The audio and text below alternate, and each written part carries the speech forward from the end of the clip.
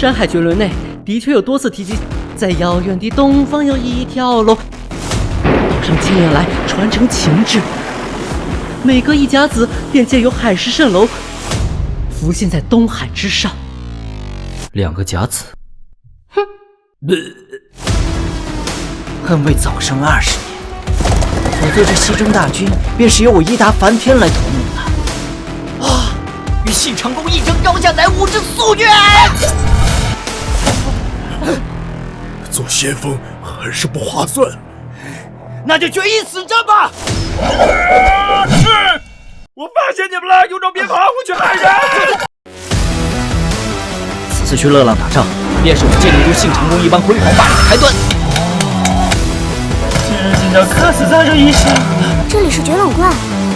今日小山越发过分，竟带了一名倭寇入观中常驻，今天不得不兵谏。再敢欺负我恩人！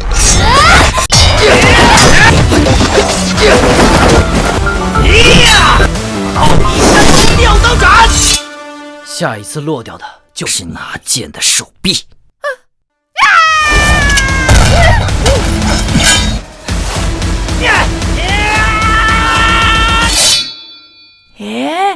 早泄，挺可怜的。